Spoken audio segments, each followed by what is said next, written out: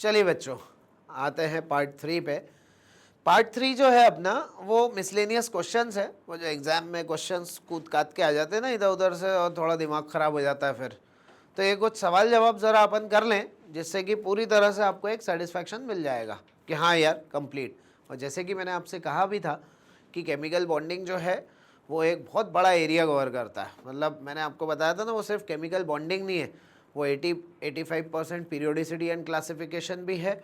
वो S block तो अब है नहीं तो उसमें एस ब्लॉक, भाई एस ब्लॉक मतलब जो एस ब्लॉक की प्रॉपर्टीज होती थी वो यही सब होती थी। तो एस ब्लॉक, पी ब्लॉक है ना, डी एंड एफ ब्लॉक के अंदर जब प्रॉपर्टीज वगैरह पढ़ते हैं हम लोग, उसमें भी कोवेलेंट कैरेक्टर, एसिडिक कैरेक्टर, ये सब आता रहता है ना। तो मतलब और ऑर्गेनिक केमिस्ट्री की जो फिजिकल प्रॉपर्टीज है, एक इतना बड़ा एरिया अगर कवर हो रहा है ना, तो ये 6 घंटे का लेक्चर आपके लिए बहुत छोटा है। ऐसे देखे तो अरे 6 घंटे, भाई ऐसे देखो कि ये कितनी बड़ी चीज़ें कवर कर रहा है। और ये एक अच्छा तरीका था जिससे कि आपको बहुत इजी हो जाएंगी चीज़ें। तो अगर आपने ये वीडियो देखा है तो मैं पक्का बोलूँगा कि आपका कॉन्फिडेंस ज़रूर बढ़ेगा, 100% आपका कॉन्फिडेंस बढ़ेगा। आई बात समझ में? चलिए अपन शुरू करते हैं कहानी को। ठीक है, पिछली बार यहाँ तक मैंने ख़त्म किया था, अब ये क्वेश्चन आंसर्स के पार्ट से यहाँ से चालू है, इसलिए अपन यहाँ से शुरू करते हैं। चलिए भाई, चलिए आते हैं। जब ये सवाल आता है HClO4 का, तो ये एसिडिक कैरेक्टर के लिए फेमस है। अब जो जो पीछे सवाल नहीं आए वो अब मिसलेनियस क्वेश्चंस में अपन कवर करते हैं।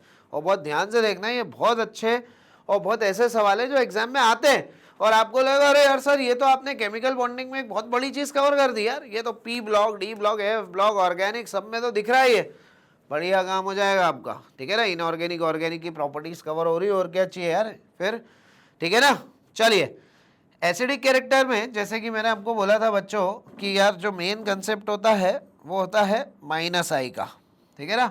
सिर्फ वो 15, 16, 17 ग्रुप के हाइड्राइड्स हटा दूं, उसमें भी डी लगता है तो -I लगाते हैं। तुमने कहा ठीक है, तो ये देखो 4 -I, 3 -I, 2 -I, 1 -I। आप समझदार है, -I एसिडिक कैरेक्टर को बढ़ावा देता है। तुमने कहा हाँ सही है, अच्छी बात क्या है, रिड्यूसिंग कैरेक्टर भी इसी पे बन जाएगा। तुमने कहा सर रिड्यूसिंग कैरेक्टर क्या होता है? अबे रिड्यूसिंग कैरेक्टर मतलब भाई सामने वाले को रिड्यूस कर, रिड्यूसिंग कैरेक्टर मतलब एक तरह का रिड्यूसिंग एजेंट है, और रिड्यूसिंग एजेंट उसे बोलते हैं जो सामने वाले को रिड्यूस करेगा।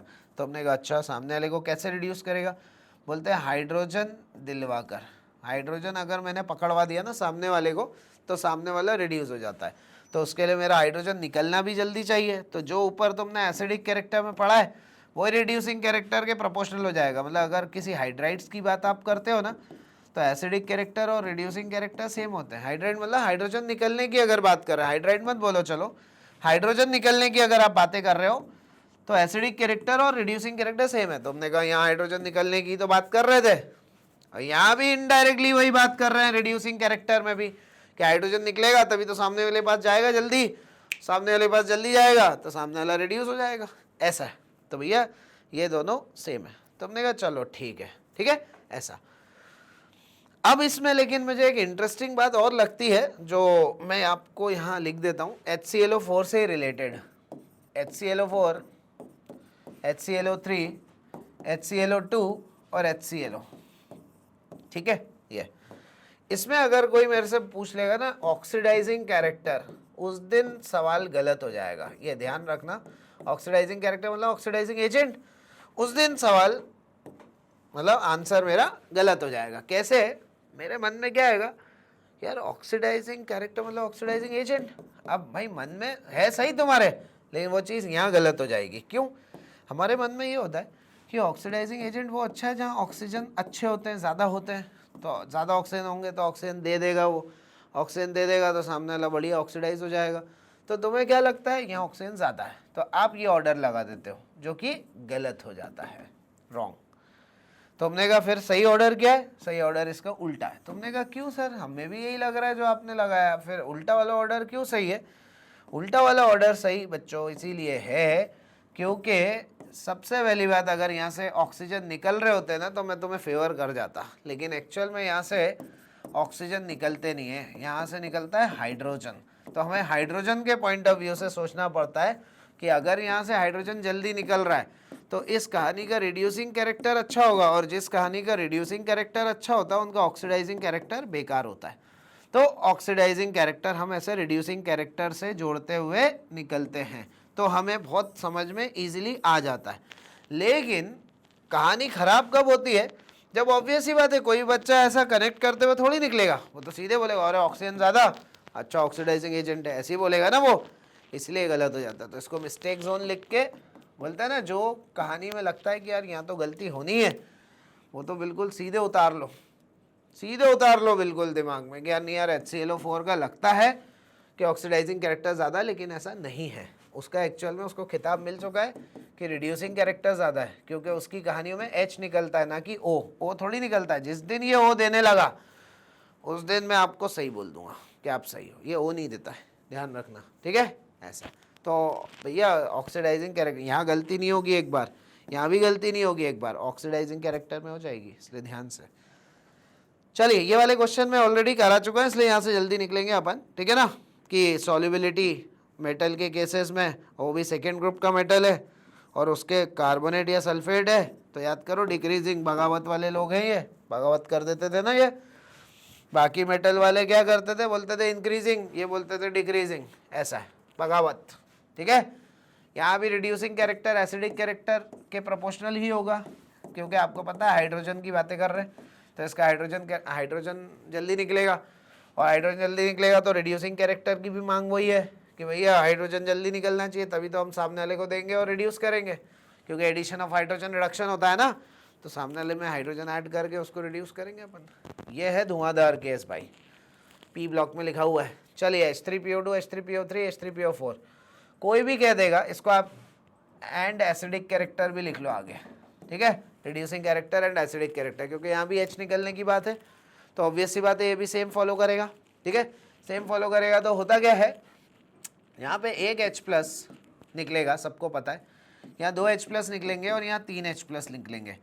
तो बच्चों के मन में क्या होता है, 3 H+ वाला ज़्यादा एसिडिक है, जबकि ये पहली और आखिरी बार ऐसी सिचुएशन आ रही है, ऐसा इससे पहले कभी आया नहीं था, लेकिन आपके मन में ज़रूर था कि एसिडिक कैरेक्टर ज़्यादा, क्योंकि H+ ज़्यादा निकलेगा, तो कोई भी भाई बट ऑब्वियस है कि वो यही बोलेगा कि भैया इस चीज़ का एसिडिक कैरेक्टर ज़्यादा है क्योंकि 3 H+ है, जबकि कहानी उल्टी है। अरे तुमने कहा ये क्या झटका दे दिया भाई, और यही सेम रिड्यूसिंग कैरेक्टर का ऑर्डर हो जाएगा।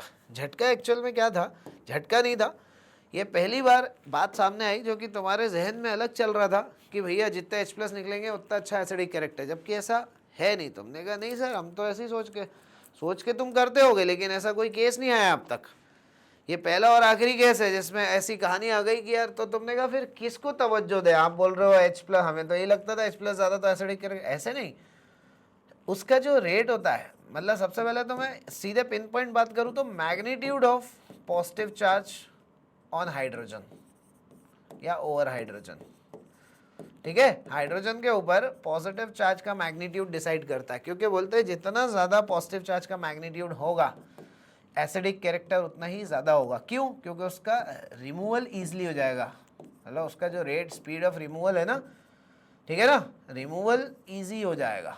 तुमने कहा अच्छा, तो मैग्नीट्यूड ज़्यादा होने से रिमूवल ईजी हो जाता है, तो तुमने कहा ऐसा क्यों कह रहे हैं फिर हम कि इसका मैग्नीट्यूड ज़्यादा, यही बोलने की कोशिश कर रहे हैं अगर ऑर्डर ऐसा है तो मैं आपको बताता हूँ। देखो वापस बोलते हैं यार ऐसा इसलिए है, देखो ये देखो, एक्चुअल में बोलते हैं जब हम H3PO2 को बनाते हैं, मतलब आपको एक्चुअल में अब यहाँ अपनी मर्जी नहीं चलानी है, अपनी मर्जी चलाओगे तो आपको सीधे उल्टा ऑर्डर मिलेगा कि साहब हमारे हिसाब से तो ऑर्डर ये है, जबकि ऐसा नहीं है, ठीक है ना।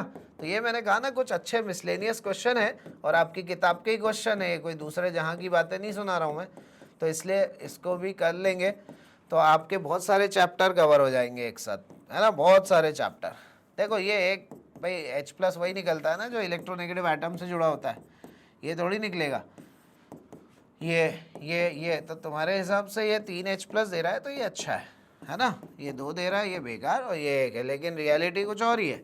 रियलिटी ये है कि हम कह रहे हैं ये अच्छा है ना, तो तुमने कहा यार ये मॉर्फोलॉजी और एनाटॉमी मैच क्यों नहीं कर रही है, एनाटॉमी मतलब ये अंदर बारीकी में जाके जो सही आंसर है, और मॉर्फोलॉजी ये बोल रही है, तो तुमने कहा क्या कहानी है, बार बार से ये लग रहा है अंदर जाके ये दिख रहा है, क्यों? बोलते हैं एक्चुअल में ऐसा कहा जाता है कि इन सब में जो रोल प्ले करता है ना, ये पीओ रोल प्ले करता है, ऐसा देखा गया। और पीओ रोल प्ले करता है तो ये ऑक्सीजन अपनी ओर खींचेगा इलेक्ट्रॉन, तो अपनी ओर ठीक है इलेक्ट्रॉन खींचेगा, ठीक है ना, खींचेगा तो ये इलेक्ट्रॉन जो है इधर खींचा है। अब जब इसने खींचा तो पूरा मैग्नीट्यूड इसको मिलेगा, भाई इन पे तो पॉजिटिव आ नहीं सकता, तो हमने कहा हाँ। लेकिन जब यहाँ पे ये खींचेगा तो इसकी कहानी बट जाएगी दो, उसमें काम एक ही कर रहा है भाई, बंदा एक ही है, जैसे होता है ना घर में कमाने वाला एक ही है, यहाँ कमाने वाला भी एक, खाने वाला भी एक, यहाँ कमाने वाला एक, खाने वाले दो। अब जब वो चीज़ दो में बटेगी तो ऑब्वियस ही बात है मैग्नीट्यूड गिरेगा। कमाने वाला एक लेकिन खाने वाले तीन, इस बार बटेगा उसमें, भाई ये क्या है, बढ़ जाएगा उसमें, ध्यान रखना ये 3 में बढ़ जाएगा। तुम सिर्फ संख्या देख रहे हो, जबकि यहाँ क्या हो रहा है, बंटवारा, और बट रहा है 3 में, तो ऑब्वियस सी बात है इसका मैग्नीट्यूड और गिर जाएगा। 3 में बट रहा है तो पॉजिटिव चार्ज का मैग्नीट्यूड जो है वो और गिर जाता है, और इसीलिए कहा जाता है कि यहाँ पे मैग्नीट्यूड कम है पॉजिटिव चार्ज का और यहाँ पे मैग्नीट्यूड ज़्यादा है पॉजिटिव चार्ज का, और इसलिए ये जीत गया। जिधर मैग्नीट्यूड पॉजिटिव चार्ज का ज़्यादा होगा वो ज़्यादा एसिडिक होगा और वो ज़्यादा रिड्यूसिंग होगा। तो रिड्यूसिंग कैरेक्टर के नाम से एनसीईआरटी में इसको दिया है, ठीक है, और इसका रीज़न भी दिया है। भैया रीज़न पढ़ लो, रीज़न ही बताया मैंने इसका, इन्होंने रीज़न लेकिन थोड़ा घुमा के दिया है। इन्होंने रीज़न क्या दिया पता है, रीज़न ये दिया है कि इसमें 2 पीएच बॉन्ड होते हैं। पहली बार में तो बच्चे को लगता है बिल्कुल ही गलत रीज़न है कि 2 पीएच नहीं बोलना चाहिए था सर, इसको बोलना चाहिए था कि इसमें 1 पीओएच होता है। अरे भाई मतलब वही है, 2 पीएच है मतलब पीओएच एक ही है, और 1 पीओएच है मतलब मीन्स 1 पीओएच, और 1 पीओएच है मतलब पूरा मैग्नीट्यूड एक को ही जाएगा, तो ज़्यादा आएगा, और ज़्यादा आएगा तो रिड्यूसिंग कैरेक्टर और एसिडिक कैरेक्टर बढ़ जाएगा इसका, ऐसा है। और मैं अगर इसको एक सिंपल भाषा में आपको समझाऊँ ना, तो मैं इसको ऐसे समझाऊंगा। अभी आपको भीड़ अच्छी लग रही थी ना, और 3 है, हमारे हिसाब से तो ये अच्छा होना चाहिए। देखो अगर किसी से लड़ने जा रहे हैं ना तो भीड़ अच्छी है, कि और ज़्यादा लोग ले जा रहे हैं, अच्छा है ना भाई, अपना पावर दिखेगा। तो तुमने कहा चलो ठीक है, अपना पावर दिखेगा, ज़्यादा लोग ले जा रहे हैं। अब मैं आपको एक चीज़ बोलता हूँ, बताना अच्छी लगेगी कि नहीं भीड़ आपको। जायदाद का बंटवारा हो रहा है, समझ में आ गया ना, जायदाद का बंटवारा हो रहा है। अब उस जायदाद के बंटवारे में आप क्या चाहोगे, जितने कम से कम लोग हो उतना अच्छा है। कम से कम लोग हो तो कम में बटेगी, कम में बटेगी तो ज़्यादा आएगी अपने हिस्से में। तो भैया यहाँ जायदाद का बंटवारा हो रहा है, किसी को मारने नहीं जा रहे, मारने जा रहे होते तो ये अच्छा होता जो तुम बोल रहे हो। हमारा यहाँ जायदाद का बंटवारा हो रहा है कि भैया एक कमा रहा है और एक में ही बट रहा है, तो भैया उसको ज़्यादा मिलेगा। एक कमा रहा है 2 में बट रहा है तो उसको कम मिलेगा। एक कमा रहा है 3 में बट रहा है तो और कम मिलेगा, तो उसके हिस्से में कम आएगा। और खेल यही तो है कि मैग्नीट्यूड कम हुआ मतलब रिड्यूसिंग कैरेक्टर और एसिडिक कैरेक्टर कम हो जाएगा। आया समझ में, है ना। अब इसको अच्छे से करके रखना, मिस्टेक जोन है बढ़िया तरीके से। तो एक वो HClO4 वाला क्वेश्चन ऑक्सीडाइजिंग में, और एक ये वाला क्वेश्चन बहुत ज़बरदस्त है। रीज़न भी मैंने बता दिया कि उसने क्या रीज़न दिया कि यहाँ 2 पीएच बॉन्ड है, तो इसको गलत मत बोल देना, उसके आगे के मीनिंग अपने आप अंडरस्टूड सही हो जाएंगे। पूरी स्टोरी ज़रूरी नहीं लिखे, और हो सकता लिख भी दे, यहाँ तक भी छोड़ दे तो बोलना सही आंसर है 2 पीएच बॉन्ड, क्योंकि 2 पीएच मतलब 1 पीओएच, 1 पीएच मतलब पूरा मैग्नीट्यूड उसी को जाएगा, है ना। जायदाद पूरी एक ही के हिस्से में चले आएगी, अच्छा चार्ज आएगा, जल्दी निकलेगा, अच्छा रिड्यूसिंग कैरेक्टर। चलिए sp3d में कौन सा d ऑर्बिटल पार्टिसिपेट करता है, तो बोलना भैया sp3d में dz² हिस्सा लेता है। ये डायरेक्ट क्वेश्चन है, ये आ चुके हैं इसलिए बोल रहा हूँ। dsp2 में कौन सा हिस्सा लेगा, तो बोलना dx²-y²। तुम्हें पता है इन दो में ही प्रॉब्लम है। अब तुमने कहा सर हम भूल गए कि कौन सा वाला किस में आपने लिखा था, ठीक है, dz² कहाँ लिखा था और dx²-y², बस इन दो में ही प्रॉब्लम है, इनमें प्रॉब्लम नहीं है। चलो पहले लिख देता हूँ फिर देखते हैं। d2 वाला जो है ना वो dx²-y² और dz², ये दोनों हैं हिस्सा लेने में।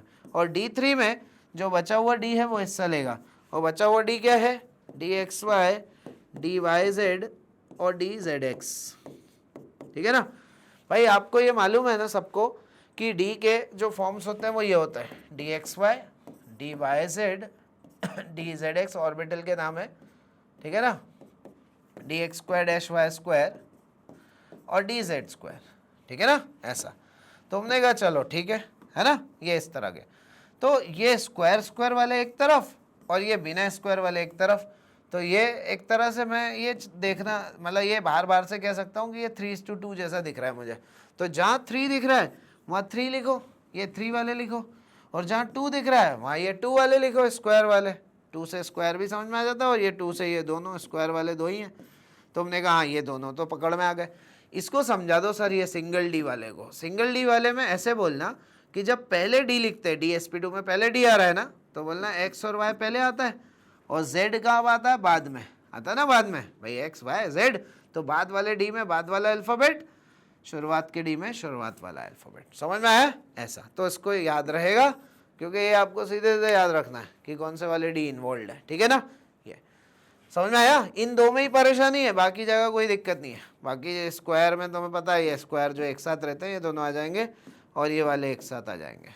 क्यूब वाले 3 लोग, क्यूब मतलब 3 लोग, ये ठीक है ऐसा। चलिए नेक्स्ट चलते हैं अपन। चलिए चलिए चलिए चलिए चलिए जल्दी। ठीक है, क्वेश्चन आंसर मजा आ जाएगा भाई। अब तुमने को और साहब concept of D pi P pi भी कवर किया आपने। बहुत लोगों को इस बात से तकलीफ रहती है कि सर हमें देखना ही नहीं आता डी पाई पी पाई और पी पाई पी पाई। ठीक है, अब तुम लोग बहुत मैच्योरिटी वाली फेज में हो। ठीक है, पहले कभी आपको नहीं आता होगा, लेकिन अब आप सीखने ही बैठे हो, ध्यान देने ही बैठे हो ना, अब आपको आ जाएगा। देखो, इसलिए ध्यान से सीख लेना। बोला ये जो डी पाई पी पाई है या पी पाई है, ये कैसे निकालते हैं? वैसे होता डी पाई भी है, लेकिन डी पाई का कोई केस नहीं है, ध्यान रखना। डी पाई बस थ्योरेटिकली बोलते हैं कि साहब एक डी पाई होता है, एक पी पाई होता है, और एक डी पाई होता है। ठीक है, पढ़ना ये दोनों को है केसेस में। तो हमने कहा चलो बताओ क्या करें। करना ये है, देखो बोलते हैं आप हाइब्रिडाइजेशन निकाल लिया करो जिसमें भी आपको डी पाई पी पाई वगैरह पूछा है। जैसे मैंने कहा कि कार्बोनेट है, CO3 2- कार्बोनेट है। ठीक है, एक पाई होता है, उस एक पाई का नामकरण करना है भाई, उस एक पाई का नामकरण करना है। तुमने कहा कर देंगे, चलो नामकरण कैसे करेंगे? आप हाइब्रिडाइजेशन निकालो सेंट्रल मेटल एटम का, सेंट्रल एटम का। तो सेंट्रल एटम का हाइब्रिडाइजेशन मैंने निकाला, वो तो आपको आता ही है भाई। मैंने कहा था surrounding atom plus lone pair जिंदाबाद, मतलब ये बहुत ज़्यादा जल्दी से निकल जाता है इसमें। अभी तुम हाफ ऑफ ई मार्ट से यहाँ से लगाओगे, हालांकि उसमें भी कोई खास बड़ी कैलकुलेशन नहीं है, लेकिन थोड़ा भी टाइम अगर ज़्यादा लेती है, वो 2 एक्स्ट्रा सेकेंड्स भी लेती है भाई। अगर 2 सेकेंड भी एक्स्ट्रा लेती है तो वो हमारे लिए तो ज़्यादा ही है। ठीक है ना, कि भाई हमारा जब काम सामने से हो जाएगा तो फिर क्यों नहीं करें। तो 3 सराउंडिंग एटम, लोन पेयर है नहीं, तो 3 सराउंडिंग एटम में sp2 बनता है। तुमने निकाल लिया हाइब्रिडाइजेशन। अब तुमने क्या बोला मालूम? तुमने कहा यार देखो, हम जब ये डब्बे बनाते हैं, है ना, एक S है ना, 2 3 P, तो sp2 तक तो हमने कहा ये तो हाइब्रिडाइजेशन का पार्ट हो गया, तो ये तो हाइब्रिडाइजेशन के खाते में चला गया। अब जो बचा ना वो पाई बनाएगा। ठीक है, अब जो बचा वो पाई में हिस्सा लेगा भाई। ये हाइब्रिड वाले सिग्मा वाले होते हैं एक्चुअल में, सिग्मा से इनको कोई नामकरण से लेना देना ही नहीं, सिग्मा के पाई के नामकरण से लेना देना है। ठीक है, तो तुमने कहा ठीक है यार, और तुमने कहा ये सिग्मा क्यों होते हैं? मैंने ओवरलैपिंग में पढ़ाया था, हाइब्रिड ऑर्बिटल सिग्मा बनाते हैं, याद करो। ठीक है, तो ये है पाई। तो हमने कहा ठीक है चलो पाई पाई, ठीक है। अब तुमने कहा यार इससे हमें ये समझ में आया कि साहब यहाँ की तरफ से एक पाई मिल जाएगा, पी पाई। कौन सा वाला पाई मिलेगा? पी पाई, क्योंकि एक पी जिंदा है ना। तुमने कहा पी में 3 होते हैं, हाइब्रिडाइजेशन में 2 गए। अब जो हाइब्रिडाइजेशन में नहीं गया उसको उतार देना यहाँ से पी पाई। और अब आई सराउंडिंग एटम की बारी। ये तो सेंट्रल एटम था, अब सराउंडिंग एटम की बारी है। सराउंडिंग एटम को तो देखते से ही बोल देना। ज़्यादातर सराउंडिंग एटम में तो मैं पहले ही बता दूं ऑक्सीजन ही मिलेगा।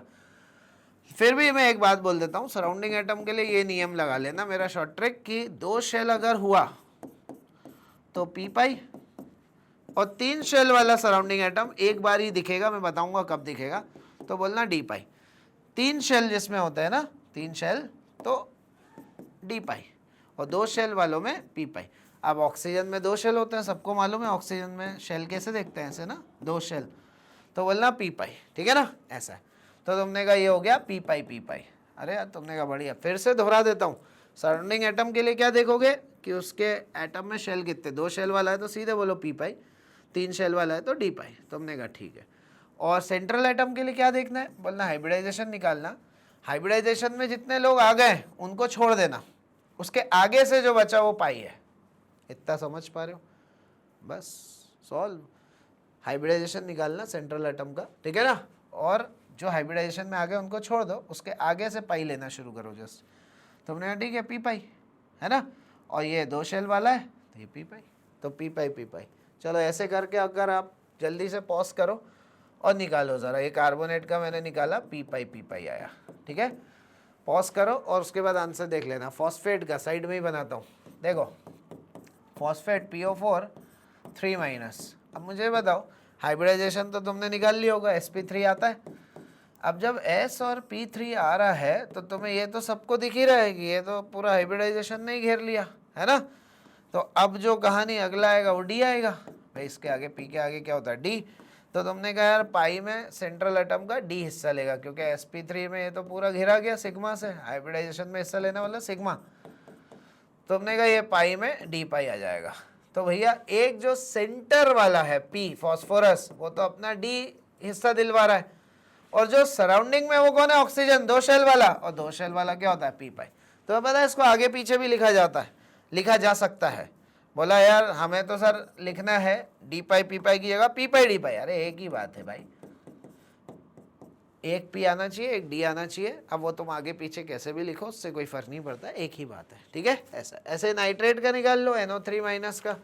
तुमने कहा साहब NO3- ये, तो तुमने कहा यहाँ भी एक P का नामकरण करना है। जब आप इसमें हाइब्रिडाइजेशन वगैरह निकालोगे पीछे के कंसेप्ट का यूज़ करके, तो sp2 आएगा। sp2 आएगा तो हम सभी को पता है sp2 में एक S और 2 P, यहीं से देख लो घिर जाएंगे, एक P बचेगा। तो हमने कहा P पाई, ठीक है ना। और ऑक्सीजन मैंने कहा ना ज़्यादातर दिखेगा तो P पाई है, तो P पाई। आया समझ में भाई। वीडियो को दोबारा पीछे कर लेना अगर वापस से पॉइंट्स देखने हो तो। समझ गए, 2 पॉइंट लिखे थे, हाइब्रिडाइजेशन निकाल के जो बचा कुचा है वो P पाई में जाएगा, ठीक है। ये अपने शॉर्टकट से बनाए हुए। और सराउंडिंग में 2 शेल है तो P पाई, और ज़्यादातर ऑक्सीजन ही मिलेगा तो P पाई मुँह पे सेट ही हो जाता है सराउंडिंग का। सेंट्रल का हाइब्रिडाइजेशन निकाल के देखना है अपन को, ठीक है। ट्राइसिलिलअमीन देखो, बड़ा फेमस केस है ट्राइसिलिलअमीन भी। ट्राइसिलिलअमीन जैसे कि आप जानते हैं, पीछे ये 2 बार तो मैंने ऑलरेडी तुम्हें दिखा दिया है, ये तीसरी बार आ रहा है, ठीक है। ट्राइसिलिलअमीन बोलते हैं इसको। ट्राइसिलिलअमीन में जो पाई है उसका नामकरण करना है। तुमने कहा ठीक है। जब इसका अपन ने हाइब्रिडाइजेशन पढ़ा था तो sp2 पढ़ा था, तो ये तो हाइब्रिडाइजेशन में हिस्सा ले गए, तो एक P बचा ना इसका, वो P पाई बनाएगा। और सिलिकॉन जो है ये 3 शेल वाला है, मैंने कहा था ना एक आध बार ही मिलेगा 3 शेल वाला, बाकी सब जगह ऑक्सीजन मिलेंगे, इस बार सिलिकॉन मिल गया। सिलिकॉन 3 शेल वाला है। तो भैया फाइनली मेरा आंसर आ गया, और ये बहुत पूछा गया है पता है तुम्हें, प्रीवियस ईयर्स में काफ़ी इंपॉर्टेंट क्वेश्चन है। तो P पाई D पाई, आप इसको आगे पीछे भी लिख सकते हो, D पाई P पाई, ठीक है ना, उससे कोई दिक्कत नहीं है। CO, अब तुमने CO का कैसे बना है, CO ऐसा बनता है यार, देखो, ठीक है ना। CO की जब कहानी आप देखोगे तो आपको दिखेगा कि CO का मॉलिक्यूल ऐसा होता है।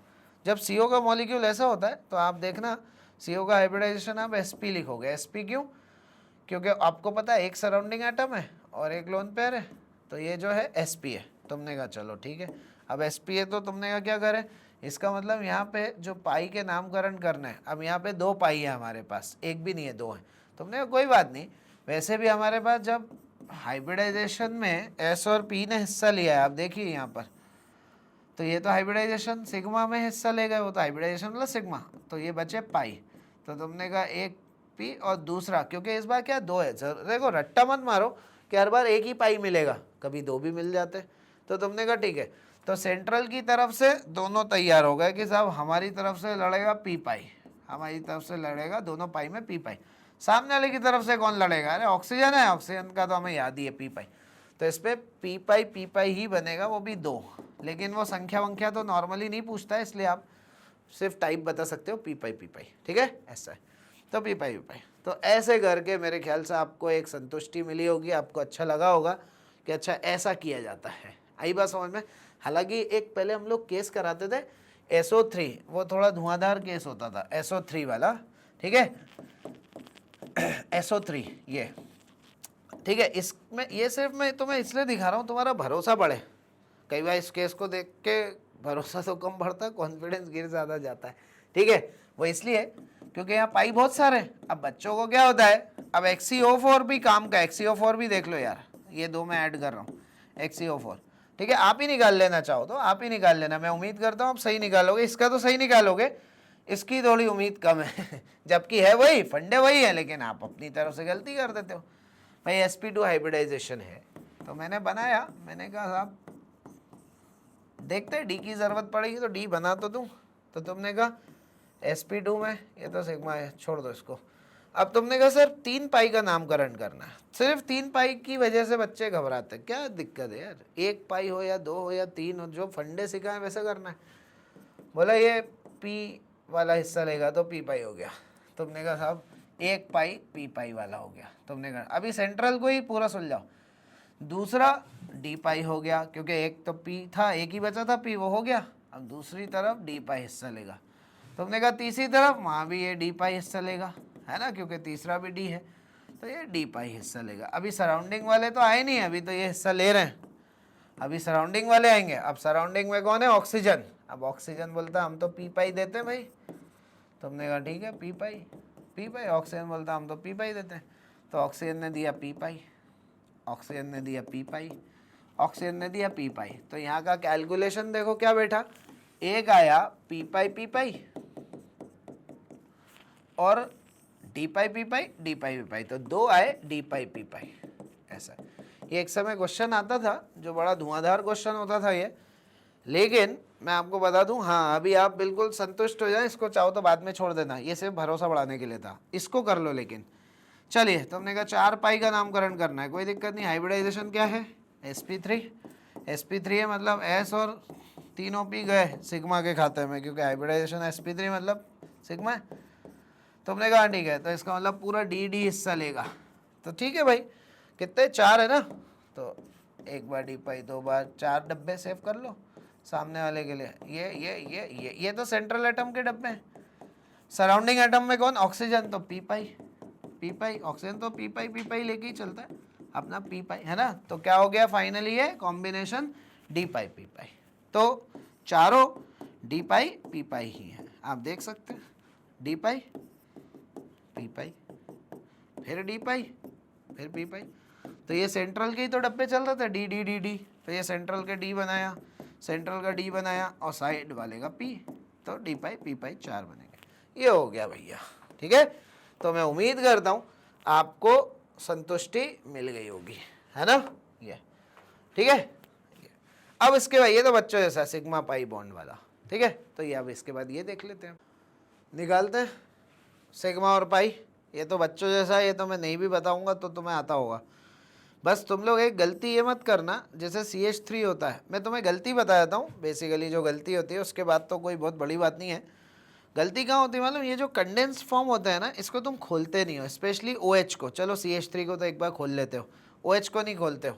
अब जैसे मैंने आपको दिया कि साहब CH3 है ना, ये तो जो ये बाहर से दिख रहे हैं सिग्मा, ये तो सिग्मा है ही, ये तो दिख रहा है आपको। एक बॉन्ड होता है, सबको पता है ना, एक बॉन्ड है तो सिग्मा, 2 बॉन्ड है तो 1 सिग्मा 1 पाई, 3 बॉन्ड है तो 1 सिग्मा 2 पाई, मतलब हर बार एक ही सिग्मा होता है, बाकी बचा हुआ पाई होता है ना।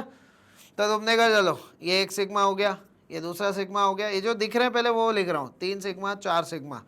अब तुमने कहा इसके अंदर ही 3 आ जाएंगे, 5 CH CH CH।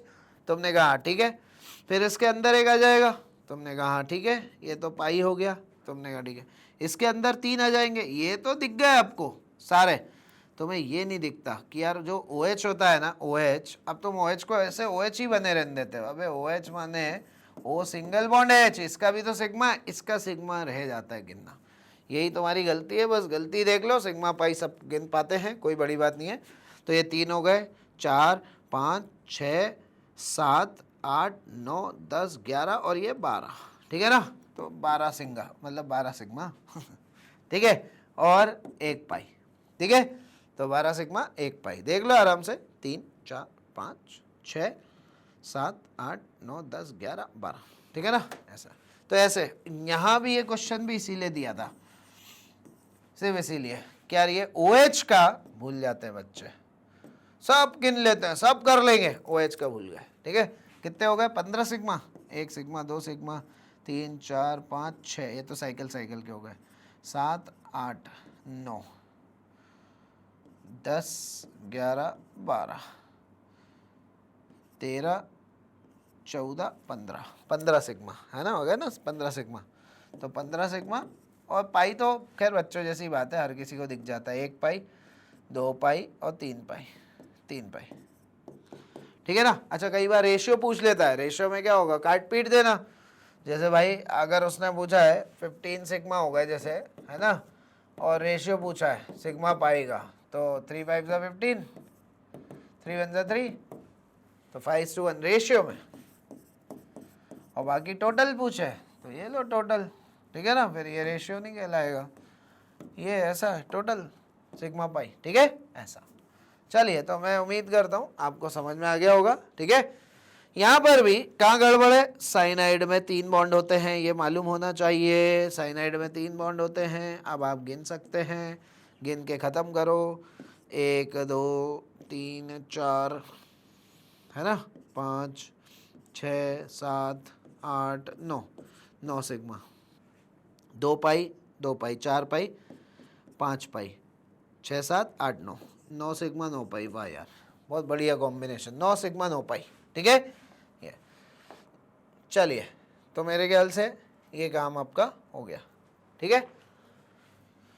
चलिए, तो ऐसे करके सिग्मा पाई मैंने और भी दिए हैं, आप देखना। तो पता है इसमें गलती हो जाती, मैंने कहा ना यार सिग्मा पाई में ऐसा आपको भी लगे, आप भी ऐसे झटक दोगे, अरे सर छोड़ो हो गया आता है। मैं तुम्हें गलती जो बता रहा हूँ बस वो सुन लेना अच्छे से।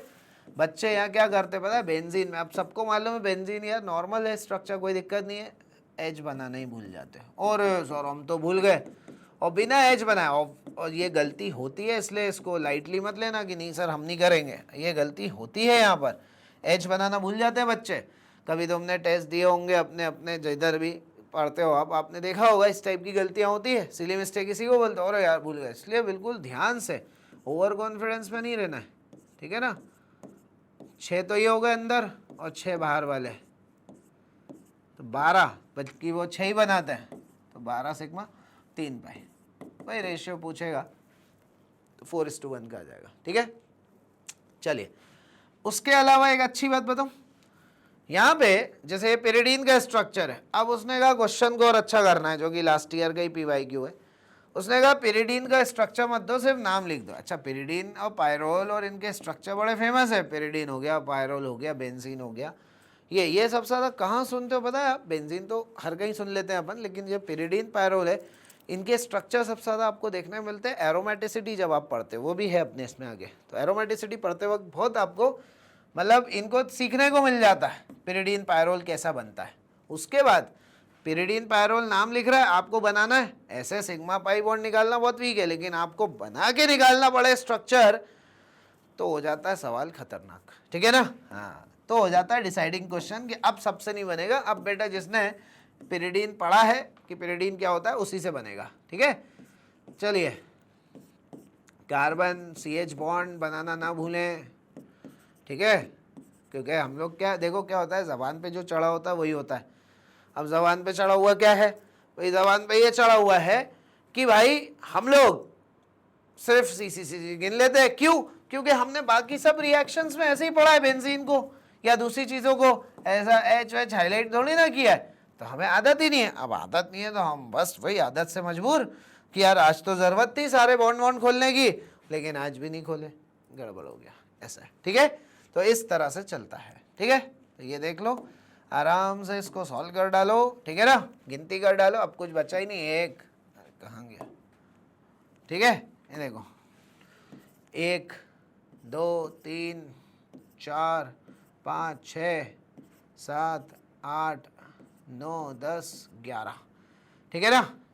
तो 11 सिग्मा और 1 2 3 पाई, ठीक है ना। थोड़ा बड़ा स्ट्रक्चर बना लेना, कभी भी ध्यान रखना ऐसा छोटा मत बनाना। तुम जब भी कैलकुलेट या काउंट करो ना, स्ट्रक्चर बड़ा बनाया करो, नहीं तो कोई ना कोई बॉन्ड रह जाएगा भाई, कोई ना कोई बॉन्ड रह जाएगा, गड़बड़ हो जाएगी, इसलिए बोल रहा हूँ तुम लोग बड़ा बना लेना। आई बात समझ में?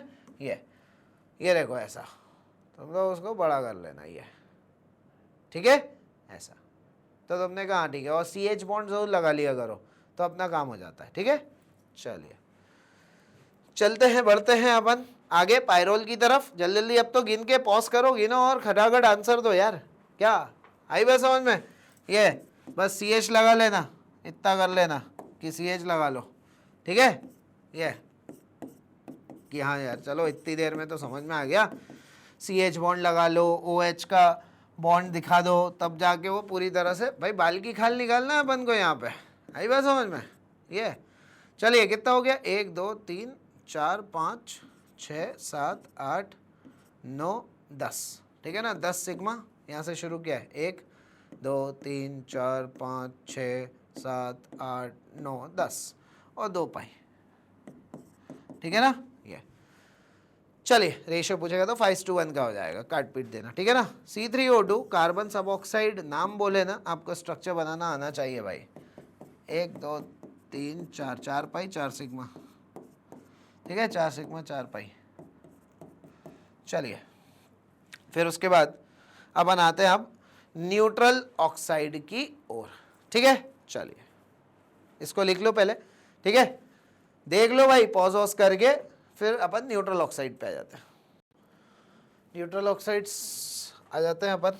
चलिए न्यूट्रल ऑक्साइड ज़्यादा नहीं है, अब तो नया न्यूट्रल ऑक्साइड सीधा सीधा पूछ लेता है एग्जाम में। तो न्यूट्रल ऑक्साइड ये 4 हैं, कौन, NOCO, N2O, H2O। अब तुम देखो ये एक दूसरे के भाई बहन ही है, अच्छे से देखोगे तो NO का भाई CO, तुमने कहा सही है, एक जैसे ही तो दिख रहे हैं, मॉर्फोलॉजिकली सेम है ना। और N2O का H2O, देखो N2O H2O, तुमने कहा है ये तो आसान है। तो ये आपको P ब्लॉक में भी काम आते हैं, नाइट्रोजन के ऑक्साइड्स में भी लिखा हुआ है, 2 नाइट्रोजन के ऑक्साइड जो है न्यूट्रल है, तुमने कहा है तो सही, ठीक है। एक नाइट्रिक ऑक्साइड और एक नाइट्रस ऑक्साइड है ना। ये CO भी न्यूट्रल है, दूसरे चैप्टर में लिखा है वाटर न्यूट्रल है, तो भैया इनको करना अच्छे से, ठीक है ना। 4 ही है, देखो बढ़िया तरीके से अपन ने कर लिया। एम्फोटेरिक ऑक्साइड में ज़रूर एक लिस्ट है, एम्फोटेरिक ऑक्साइड की लिस्ट में आपको बताता हूँ। चलिए देखो एम्फोटेरिक ऑक्साइड की जो लिस्ट है उसमें क्या करना है, इधर देखो। अब यार ये तो क्या है, देखो हमें बोलते ना याद रखना पड़ता है, लेकिन अब उसका कोई तरीका बता दे कि यार सर ऐसे कुछ सर पैर बना दो, ठीक है, याद तो रखना है लेकिन उसका भी कुछ सर पैर बना दो तो ईजी हो जाता है। तो मैं तुम्हें बताता हूँ, देखो कौन कौन एम्फोटेरिक ऑक्साइड है, फिर मैं आपको उसका सर पैर बताता हूँ। बेरिलियम का ऑक्साइड है, बोलते हैं हाइड्रोक्साइड भी और ऑक्साइड भी, ठीक है ना, एम्फोटेरिक नेचर के होते हैं। तुमने कहा ठीक है, ठीक है ना। फिर उसके बाद एल्यूमिनियम हो गया, गैलियम हो गया, ठीक है ना। फिर उसके बाद आर्सेनिक हो गया, एंटीमनी हो गया, ठीक है। उसके बाद चलो इसको भी थोड़ा पीछे खींच लेता हूँ मैं, इधर नीचे, ठीक है। इसके पहले वो छोड़ दो, वो तो तुम तो चलने दो कि बेरिलियम हो गया, एल्यूमिनियम का हो गया, गैलियम का हो गया, ठीक है ना। अच्छा फिर बोलते हैं SNO2, 10 में 2 है, PbO2, तुमने कहा अच्छा है यार ये ऐसा है, ठीक है ना। ये थोड़ा और दूर कर लेता हूँ मैं, थोड़ा अपने को ये भी गैप में आ जाएगा, ठीक है ना। तुमने कहा चलो ठीक है भाई ऐसा कर लेते हैं, ठीक है, ये PbO2, ठीक है। चलिए तुमने कहा चलो ठीक है। फिर ये आ गया आर्सेनिक, एंटीमनी, तुमने कहा ठीक है। इसके बाद तुमने कहा यार इसके बाद अपन लोग आ जाते हैं Cr2O3, V2O5, ठीक है ना। और आ जाते हैं अपन ZNO पे। ये इतने आपके एम्फोटेरिक ऑक्साइड है भाई, इतने आपके एम्फोटेरिक ऑक्साइड है, देख लो अच्छे से। तुमने कहा सर ये तो याद करने जैसा हो गया, आपने कुछ बताया तो है नहीं। अब मैं आपको बताता हूँ कैसे आप इसको पढ़ेंगे। इसको आप ऐसे पकड़ो, देखो बोलना ये सेकेंड ग्रुप से कहानी शुरू कर दी अपन ने। फर्स्ट ग्रुप में कोई नहीं है, लीना की रब से फरियाद कोई नहीं है वहाँ पे। सेकेंड ग्रुप में बेटा मांगे, तुमने कहा बेटा आ गया, ठीक है, हो गया सेकेंड ग्रुप की कहानी ख़त्म, ठीक है। अब आया 13 ग्रुप, तुमने कहा 13 में से कौन, तुमने कहा पाल गंगाधर तिलक, तो AL और गंगा ये दोनों आ गए। तुमने कहा अच्छा 13 ग्रुप वाले आ गए ये, ठीक है। फिर ये 14 ग्रुप से कोई है क्या, ऐसे कर करके ग्रुप वाइज पकड़ लिया। हाँ यार सही बात है, सेकेंड ग्रुप में बेटा मांगे बेटा आ गया था। फिर 13 ग्रुप में बाल गंगाधर तिलक, AL और गैलियम आ गया। तुमने कहा ये भी सही है ना, जिसको हम गाल बोलते हैं उल्टे तरीके से, गाल, GA और AL, गाल, यहाँ भी गाल आ गया एम्फोटेरिक में। तुमने कहा ठीक है। फिर 14 ग्रुप में आए तो कहे शिव जी सुने पार्वती, अपना जिंगल है वो, कहे शिव जी सुने पार्वती। तो तुमने कहा ठीक है, carbon, silicon, germanium, tin, lead, तो टिन लेड वाले जो है 14 ग्रुप में ये आ जाएंगे, इनके दोनों ऑक्साइड्स आ जाएंगे, +2 +4 वाले दोनों। तुमने कहा अच्छा SNO SNO2 PbO PbO2, तुमने कहा ये भी ठीक है यार। अच्छा उसके बाद तुमने कहा अब आ गया 15 ग्रुप, 15 ग्रुप ना पियो ऐसे सब बियर, तो ऐसे और सब आ गया। तुमने कहा हाँ ठीक है ऐसे पकड़ लेते हैं। और ये अब फाइनली P ब्लॉक हट गया, अब ये D ब्लॉक वाले आ गए, ठीक है ना। तो D ब्लॉक में वक्र आजू बाजू वाले, वेनेडियम क्रोमियम आजू बाजू वाले हैं ना भाई, 23-24 एटॉमिक नंबर। तुमने कहा सही है, तो वक्र, फिर ये लास्ट वाला आ गया फेकोनी कॉपर जिंक, ठीक है ना ये। तो तुमने कहा हाँ ठीक है ये वक्र आ गया, वक्र को चक्र भी बोलता हूँ मैं, तो ये चक्र आ गया, ठीक है। जिंक वाला तो 10वीं कक्षा में 2 ही तो पता है तुम्हें, 10वीं कक्षा से Al और Zn, बस इसके अलावा मालूम ही नहीं रहते। इसके अलावा ये देखो ऐसे पकड़ेंगे, समझ में आया कैसे पकड़ना है, ठीक है ना ऐसा। तो second group, 13 group, 14 group, 15 group, ऐसे करके समझदारी से करोगे ना तुम्हारा काम हो जाएगा। और D ब्लॉक ये लो, ये हो गया काम, ठीक है। B2O5 के लिए तो एक बात और बोली जाती है, it is amphoteric as well as acidic too, as well as acidic too. D block में स्टेटमेंट है, कोई ऐसा स्टेटमेंट मिले ना कि इट इज एम्फोटेरिक, B2O5 जो है amphoteric as well as acidic too, तो वो ज्यादा अच्छा माना जाएगा, as well as acidic too, ठीक है। चलिए पैसिविटी पे बात करते हैं अपन। पैसिविटी, तुमने कहा पैसिविटी, पैसे पैसे पैसिविटी क्या है ये कहानी पैसिविटी की। बोलते हैं यार पैसिविटी मतलब तुमने कभी ऐसा ग्रामर पढ़ी होगी, एक्टिव का उल्टा पढ़ा होगा पैसिव, एक्टिव का उल्टा पैसिव, तुमने कहाँ पढ़ा तो है एक्टिव का उल्टा पैसिव, ठीक है। बोलते हैं पैसिविटी का मतलब होता है कि जब रिएक्शन ना हो, क्योंकि एक्टिव का उल्टा है तो एक्टिव में तो रिएक्शन होगी। बोला पैसिविटी में रिएक्शन नहीं होगी, रिएक्ट नहीं करेगा आपका एलिमेंट। तुमने कहा अच्छा ठीक है। बोला यार, बोलते हैं ये रेडिली इनके ऊपर, भाई जैसे कोई एलिमेंट है ना, उनके ऊपर कोई रिएजेंट डाला आपने, भाई रिएक्शन कैसे चेक करूंगा, कोई एलिमेंट है उसके ऊपर मैं ऑब्वियस ही बात है अपना रिएजेंट डालूंगा। तो मैंने कहा वो रिएजेंट ने रेडिली उस पर रिएक्शन नहीं दिखाई या रिएक्शन नहीं दिखाई। तो हमने कहा ठीक है, तो कुछ तो बात रही होगी कि यार ये क्यों रिएजेंट रिएक्ट नहीं कर रहा है। और हमने रिएजेंट भी उस समय, मतलब रिएजेंट भी ज़्यादातर जो यूज़ किया जाता है जैसे HNO3, वैसे तो कोई भी यूज़ कर लो, HNO3 भाई कोई तो दिखाऊंगा ना एग्जाम्पल में। तो तुमने कहा लाइक HNO3, ठीक है ना। अब ये बताओ HNO3 क्यों, भाई लाइक कोई भी, तो तुमने कहा HNO3। तो HNO3 जो है रेडिली अटैक, अब जब हम बोलते हैं ना रिएक्शन की तो बोलते हैं रेडिली अटैक, ये NCERT की लाइन है, नहीं कर पाता उस एलिमेंट पे जो पैसिविटी शो करता है। तो तुमने कहा क्या कारण है भैया, पैसिविटी शो कर रहे हैं, तो हमें समझ में आ गया रिएक्शन शो नहीं कर रहे, इसका मतलब क्योंकि वो एक्टिव का उल्टा पैसिव है। रिएक्शन शो नहीं करने को ही वर्डिंग्स में लिखा है कि रेडिली अटैक, हमारा रिएजेंट जैसे HNO3 नहीं कर पा रहा। तो तुमने कहा ये भी बात सही है, उसका कारण होगा ना कुछ, वो कारण ही तो पूछता है। बोलते हैं कारण है ना, बोला उस एलिमेंट पे oxide, thin layer of oxide deposit हो जाती है। थिन लेयर नहीं भी बोलना हो तो चल जाएगा, लेकिन पूरी तरह से ऐसे बोलते हैं थिन लेयर ऑफ ऑक्साइड। तो ऑक्साइड की एक पतली लेयर डिपॉजिट हो जाती है। तुमने कहा उससे क्या हुआ, भाई thin layer of oxide deposit होने से क्या होता है, ये अब एक्सपोजर नहीं रहा इस एलिमेंट का, एक्सपोज नहीं रहा तो क्या होगा, अब कोई रिएजेंट इस पर अटैक नहीं कर पाएगा। जैसे वो कभी तुमने रस्टिंग सुना होगा, रस्टिंग में क्या होता है, लोहे को अपन पेंट वेंट कर देते हैं, तो इसका मतलब लोहे को ढक दिया तो अब उस पर रस्ट नहीं हो पाएगा, अब उस पर एयर मॉइस्चर अटैक नहीं कर पाएगा क्योंकि आपने ढक दिया, एक लेयर, एक बैरियर चढ़ा दिया। ऐसे यहाँ पे ऑक्साइड लेयर भी एक बैरियर है, अब बैरियर चढ़ा दिया तो मतलब ये एक कवच मिल गया इसको एलिमेंट को, और कवच मिल गया तो अब ये रिएक्ट नहीं करेगा, क्योंकि रिएक्ट करने के लिए कवच नहीं होना चाहिए, फिर रिएक्ट करने के लिए कवच नहीं होना चाहिए, कवच है मतलब रिएक्ट नहीं करेगा, ठीक है ना। तो हमने कहा ठीक है, तो इसका रीजन क्या होता है, थिन लेयर ऑफ ऑक्साइड। एक तो रीजन इंपॉर्टेंट है और पैसिविटी की डेफिनेशन भी इंपॉर्टेंट है। P ब्लॉक में भी जिक्र है, D एंड F ब्लॉक में भी जिक्र है पैसिविटी का, ठीक है ना। और बोलते हैं कौन लोग हैं जो मतलब मेन, जो सबसे ज़्यादा पैसिविटी के लिए फेमस है, तो वैसे तो बेल बहुत ज़्यादा फेमस है, बेल, लेकिन मैं इसमें और भी कवर करता हूँ क्योंकि वो NCERT में कहीं ना कहीं लिखे हैं। बेल, फेकोनी क्रो, ठीक है ना, और मैग्नीशियम और लेड। ये मैग्नीशियम तो S ब्लॉक में लिखा था बहुत पहले, अब तो गायब हो गया, लेकिन पूरा ही मैंने लिख दिया। तो उसको बोलना बेल, ठीक है ना, बेल को फेंक दिया, कुछ भी बना लो, बेल होती है बेल गाय बेल, तो तो बेल को बोलना फेंक दिया, तो बोलना अच्छा ठीक है बेल फेकोनी, ठीक है ना। और उस बेल पे क्रो बैठा था, जैसे होता क्रो बैठता है, तुम लोग सिम्बायोटिक एसोसिएशन में पढ़ते भी हो बायो में, ठीक है ना।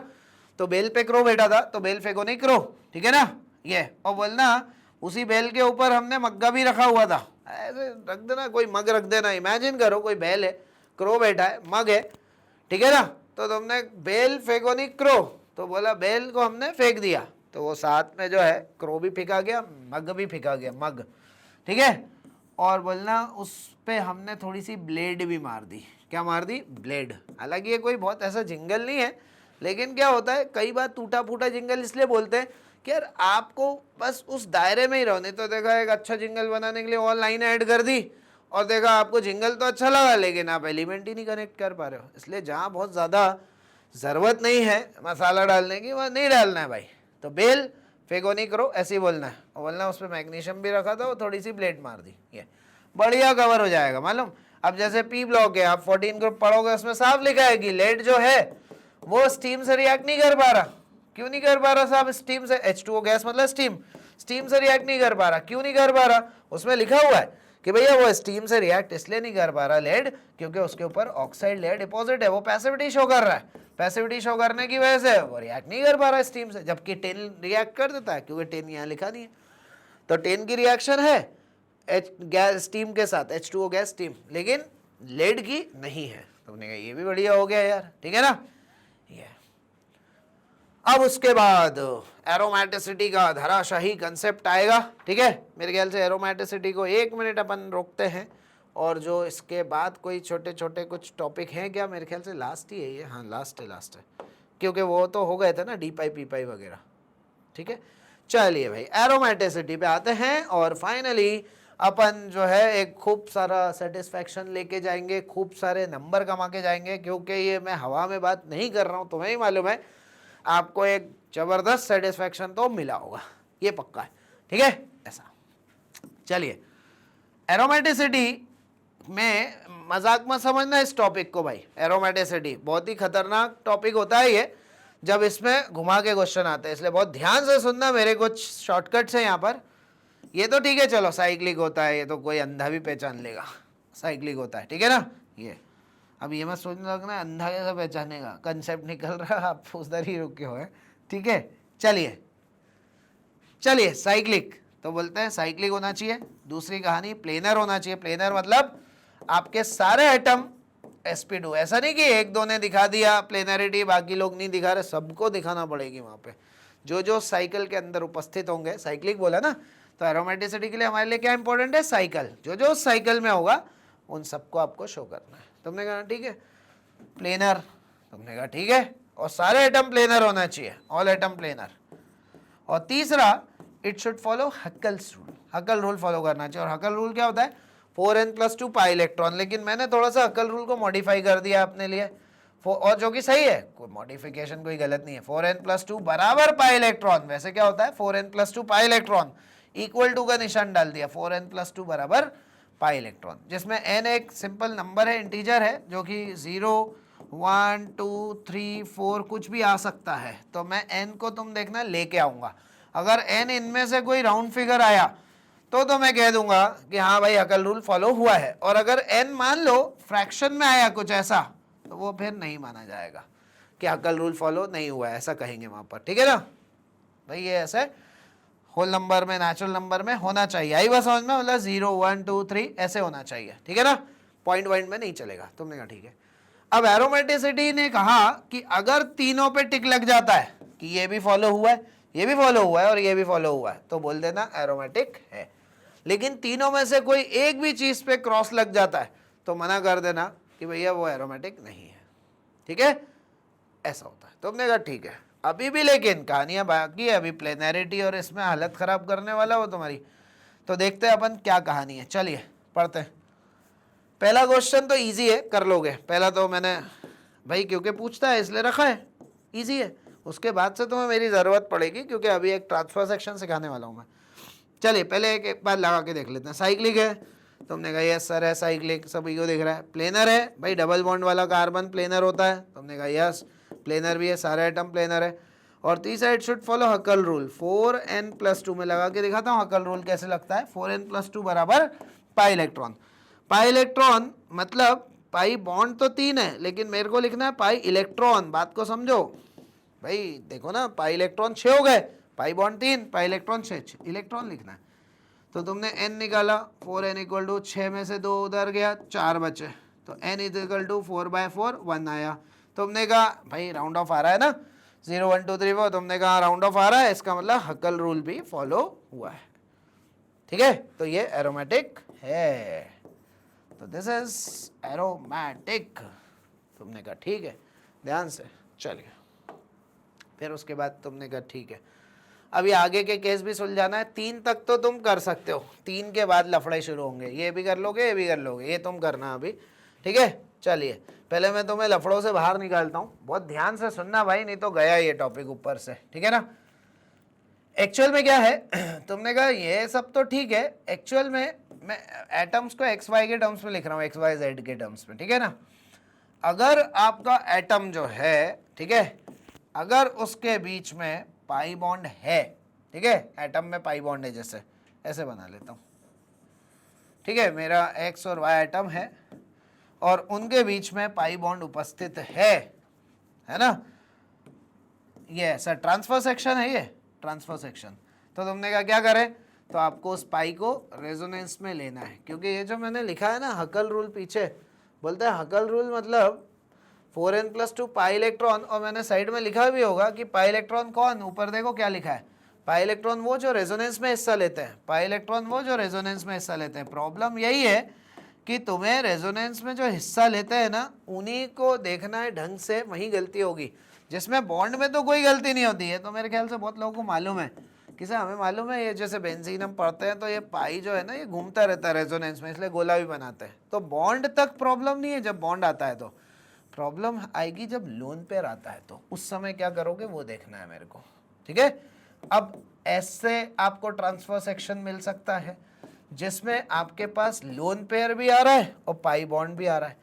तो भैया पाई बॉन्ड रेजोनेंस में हिस्सा लेगा, लोन पेयर रेजोनेंस में हिस्सा नहीं लेगा। और नियमों के अनुसार जो रेजोनेंस में हिस्सा नहीं लेता वो हाइब्रिडाइजेशन में हिस्सा लेता है, नियमों के अनुसार। ठीक है ना, ये ध्यान रखना, हो सकता है आपको नहीं पता हो, इसको सही कर लेना भैया। ठीक है ना, मतलब ये लोन पेयर को मैं हाइब्रिडाइजेशन में गिनूंगा, लेकिन इसमें नहीं गिनूंगा। और तुम्हें पता है ये हाइब्रिडाइजेशन के भी अच्छे केसेस आपको इधर से मिल जाएंगे। ठीक है ना, बहुत अच्छे केसेस। ठीक है, चलिए, तो तुमने कहा इसका मतलब ये हुआ कि रेजोनेंस में सिर्फ पाई को हिस्सा लेना है ना, ये वाले को, ये जो पाई इलेक्ट्रॉन, भाई ये जो इलेक्ट्रॉन्स है ना, ये इनको हिस्सा नहीं लेना है लोन पेयर को। सबसे बड़ा लफड़ा आता है लोन पेयर हिस्सा लेगा कि नहीं लेगा। अभी दूसरे ट्रांसफर सेक्शन देखते हैं। और हमेशा ध्यान रखना, रेजोनेंस में हमेशा एक पेयर ऑफ इलेक्ट्रॉन ही एक एटम का एक समय पे हिस्सा ले सकता है।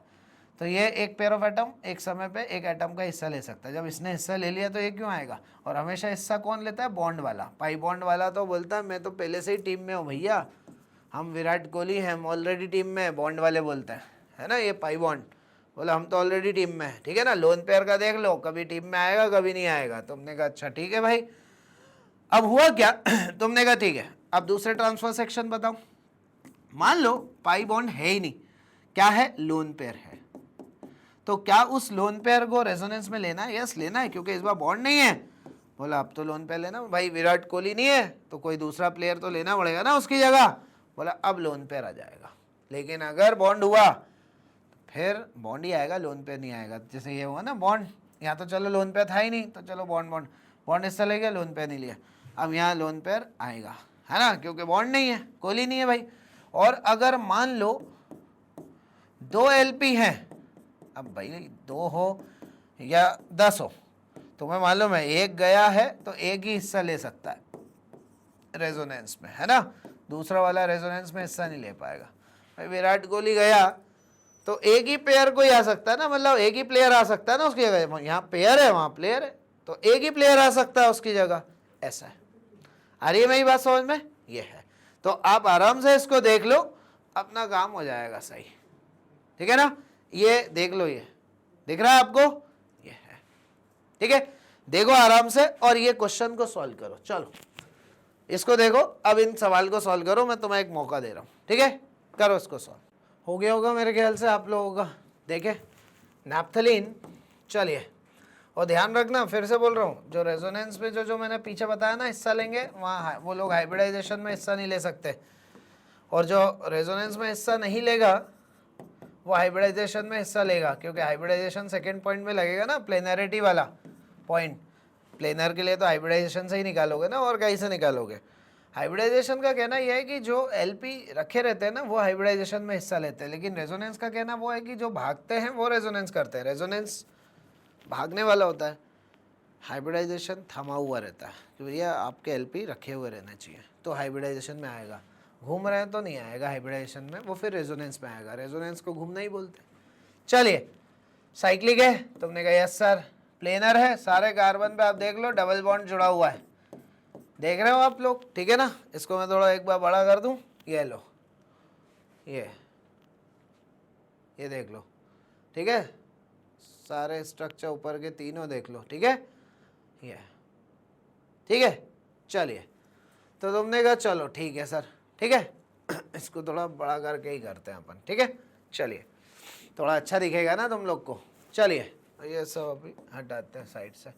तो चलिए, तुमने देखा कि भैया सारे कार्बन sp2 हैं, तो साइक्लिक भी है ना, साइक्लिक भी है, प्लेनर भी है। अब it should follow Huckel's rule. चलिए, 4n+2 बराबर पाई इलेक्ट्रॉन्स। पाई इलेक्ट्रॉन्स भैया 2 4, भाई बॉन्ड के इलेक्ट्रॉन तो पाई इलेक्ट्रॉन है ही, 6 8 और ये 10। तो हमने कहा ठीक है, तो n कितना आ गया, सीधे लिख दूं 2, तो 10 में से 2 गए 8, 4n = 8, n = 2। तुमने कहा ठीक है, तो यार हकल रूल भी फॉलो हुआ है, तो इसका मतलब ये एरोमेटिक है, ठीक है। तुमने कहा ठीक है। तीसरा वाला बोलते हैं इसका बताओ, तो बोलते हैं यार चलो इसमें देखते हैं। बोला ये साइक्लिक है, प्लेनर भी है। आप सारे कार्बन, इसको एंथ्रासीन बोलते हैं, सारे कार्बन आप देख सकते हैं सबसे डबल बॉन्ड जुड़ा है। कुछ लोग बोलेंगे इससे कहाँ जुड़ा है, ये देखो ना अंदर ढंग से जुड़ा तो है भाई, ये तो कॉमन कार्बन है ना, इधर होगा बॉन्ड या उधर होगा, एक ही बात है। तो तुमने कहा हाँ जुड़ा तो है यार, ठीक है। ये सभी कार्बन से जुड़ा है, आप देख सकते हैं आखिरी तक सबसे जुड़ा है, इससे भी, इससे भी, इससे भी, इससे भी। तो तुमने कहा चलो साइक्लिक तो है, प्लेनर भी है, सबसे डबल बॉन्ड जुड़ा है, it should follow Huckel's rule. 4n+2 बराबर पाई इलेक्ट्रॉन 2 4 6 8 10 12 14 पाई इलेक्ट्रॉन, ठीक है ना। 4n = 12, 4n है ना, तो 4n+2 बराबर पाई इलेक्ट्रॉन्स लिख लिया ना, 14। तो n यहाँ पे 3 आ जाएगा, क्योंकि 14 में से 2 गए 12, 4n = 12, n = 3। तुमने कहा ये भी राउंड ऑफ आ रहा है, इसका मतलब एरोमेटिक है। तुमने बढ़िया यार, एरोमेटिक है, ठीक है। अब इसको देख लेते हैं, पिरिडीन को। पिरिडीन की कहानी में अब आप धर्म संकट में वैसे तो नहीं फंसना चाहिए, क्योंकि अब आपको आ गया है।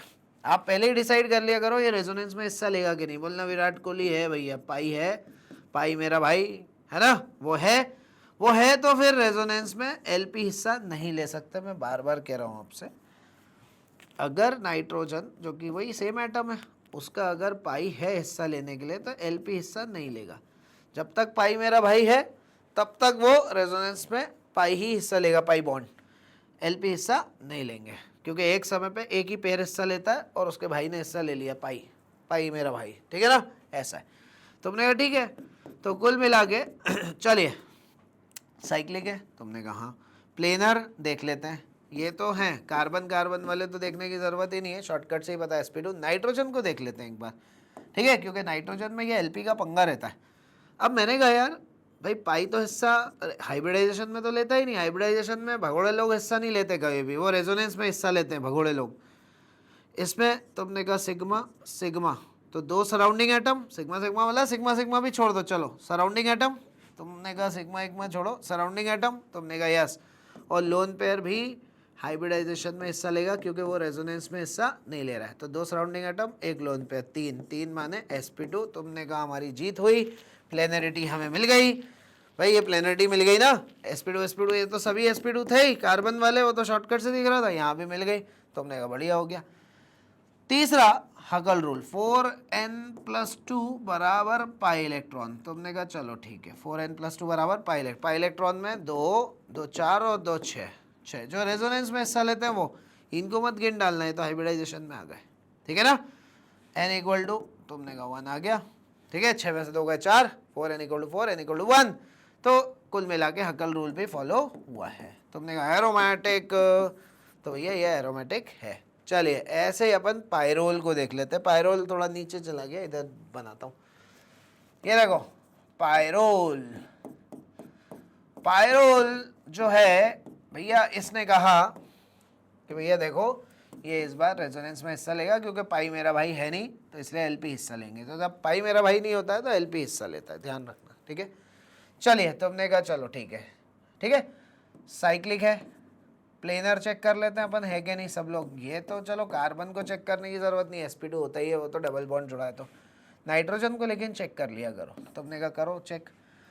बोलते हैं सराउंडिंग एटम कितने, 3, लोन पेयर आएगा क्या? तुमने कहा नहीं आएगा सर। क्यों? क्योंकि वो तो रेजोनेंस में हिस्सा ले चुका है, तो वो हाइब्रिडाइजेशन में हिस्सा नहीं लेगा। भगोड़े लोग हाइब्रिडाइजेशन में हिस्सा नहीं लेते, वो रेजोनेंस में लेते हैं। तो ये भगोड़ा है भाई एलपी, तो ये हिस्सा नहीं लेगा। तुमने कहा 3 माने sp2। तुमने देखा था जब हम लोग हाइब्रिडाइजेशन पढ़ते थे, तुमने कहा वहाँ तो बड़ा आप बोलते थे surrounding atom plus lone pair, क्योंकि वहाँ कोई रेजोनेंस का केस नहीं था, वो सारे इनऑर्गेनिक कंपाउंड्स के केसेस थे, वहाँ कोई रेजोनेंस की बात ही नहीं थी। आज हम किस में उतर गए? ऑर्गेनिक में, इसी फॉर्मूले को लेकर, surrounding atom plus lone pair. तो आज हमें ज़रा लोन पेयर को ध्यान से देखना है कि वो लोन पेयर थमा हुआ है कि भगोड़ा है। अगर वो भगोड़ा है तो वो लोन पेयर हिस्सा नहीं लेगा, और अगर वो भगोड़ा नहीं है, रेजोनेंस में हिस्सा नहीं ले रहा है, भाई रेजोनेंस मतलब भगोड़ा, ऐसा है, भागेगा, ठीक है ना। अगर वो भगोड़ा नहीं है तो फिर वो हाइब्रिडाइजेशन में हिस्सा लेगा, ऐसा है। तो तुमने कहा अच्छा ऑर्गेनिक में बस थोड़ा सा संभल के, ठीक है ना, ऐसा है। तो हमने कहा ठीक है, और यहीं पे ही होता है, और कहीं तो होता ही नहीं है यार, यहीं पे ही है ये सब चक्कर, ठीक है ना, भागने वागने वाला एलपी का, ऐसा ऑर्गेनिक में, इधर ही एरोमेटिसिटी में। चलिए प्लेनरिटी मिल गई है। हकल रूल 4n+2 बराबर पाई इलेक्ट्रॉन, तो 2 4, और इस बार तो इसको भी लेना है रेजोनेंस में, क्योंकि पाई इलेक्ट्रॉन वो जो रेजोनेंस में हिस्सा लेते हैं, वो लिखना पड़ता है यहाँ। और हाइब्रिडाइजेशन में वो लिखते हैं जो रेजोनेंस में हिस्सा नहीं लेते हैं। तो 4n = 4, n = 1, बिल्कुल सब कुछ सही आ रहा है, एरोमेटिक है। तो भैया आपका पायरोल भी एरोमेटिक है, ठीक है। यहाँ नहीं दिख रहा होगा, मैंने यहाँ बना दिया। तो पायरोल भी एरोमेटिक है, ठीक है। ये लो आपके लिए, ठीक है, थोड़ा ऊपर कर दूँ, ये लो।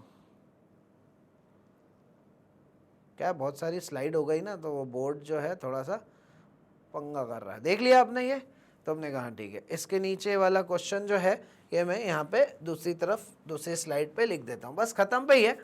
तो मेरे ख्याल से आपको थोड़ा सा कॉन्फिडेंस आया होगा कि अच्छा रेजोनेंस में कैसे क्या करते हैं, कौन सा एलपी हिस्सा लेगा, कौन सा एलपी हिस्सा नहीं लेगा, है ना, ऐसा।